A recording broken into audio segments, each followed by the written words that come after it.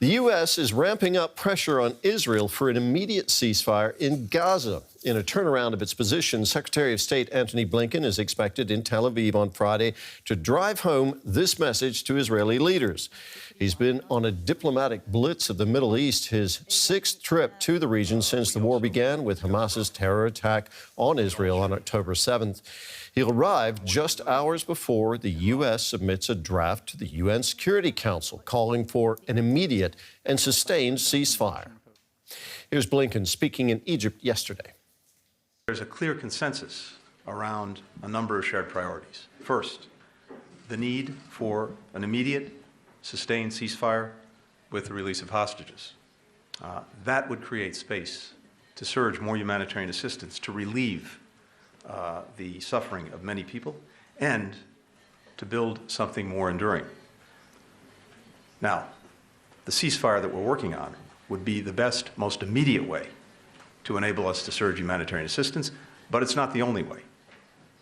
We agreed today, all of the ministers, that we would get our experts together in the coming days to identify the urgent, practical, and concrete steps that can and should be taken to increase the flow of assistance. Israel needs to do more.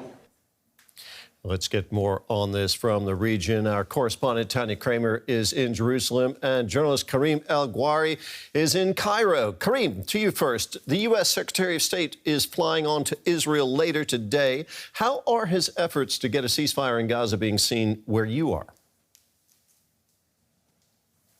Well, the Egyptians and the Qataris, who are the mediators, are pretty tight-lipped. Blinken himself said yesterday that we're getting closer to a deal. The gaps are closing without giving any more details. But the fact that they're going to meet today in Doha again in Qatar with the head of the Israeli Mossad intelligence means that there is something on the table that all sides find worth negotiating about. But what is also interesting in this meeting yesterday in Cairo, and that was not only with the Egyptian foreign minister, but with foreign ministers and officials of 6 Arab countries yesterday. And there is a consensus between the US and the Arab states that first there needs to be an immediate and sustainable ceasefire, but also that there needs to be a massive increase of aid coming in.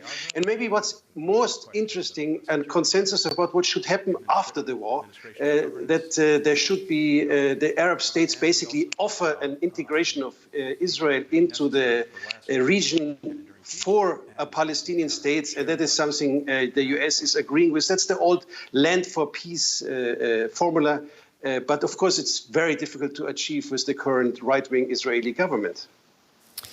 Tania, what kind of welcome is Antony Blinken likely to get from Israeli leaders when he arrives there today?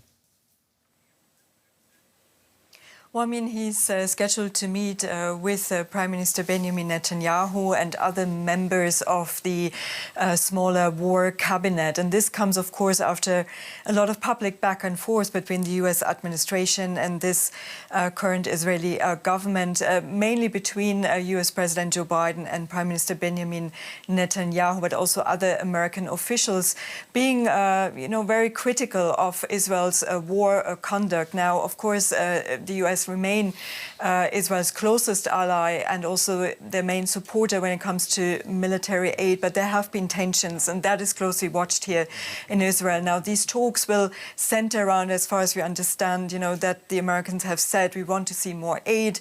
As we heard, coming into Gaza, we want to see more protection of civilians. We also want to talk about this planned military operation in Rafah, where the Americans are saying there must be other ways to defeat Hamas while protecting civilians, but also, of course, the talks in Doha that are going on. And we heard that from the Israeli Prime Minister's office, they're saying that the head of the Mossad is on its way there, so there might be some movement that is also very closely watched here.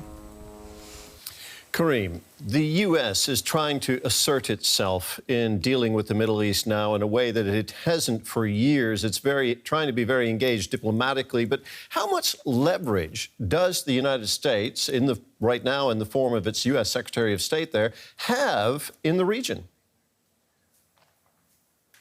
Well, let's give you an example. Next week, the Israeli Minister of Defense, Gallant, is due in Washington with a wish list of more weapons they want to get. And here is exactly the leverage. There is billions of dollars of financial and military aid from the US to Israel. One of the most immediate things would be the ammunition for offensive operations in Gaza. But until now, Biden is not willing to use this leverage. Until now, we have basically only words, public words of more criticism towards Israel, but no action when it comes to the aid, military and financial aid to Israel. And that's the biggest leverage any country has over Israel right now.